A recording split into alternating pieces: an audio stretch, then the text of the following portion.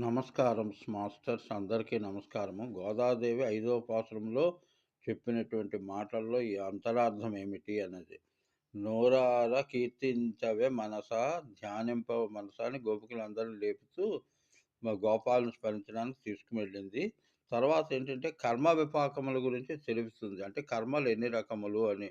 సంచితములు, తర్వాత ఆగామి, తర్వాత హ్మ్.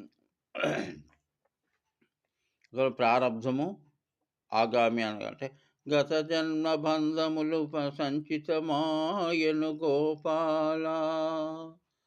ఏది ప్రారబ్ధంబునా నీకెరుక గాని నాకెరుక గాదే, మరల పునః సంచితములు కావలెనా. ఏడేడు జన్మల నుండి వస్తుంది కర్మముడి, మరలా పడబోతుంది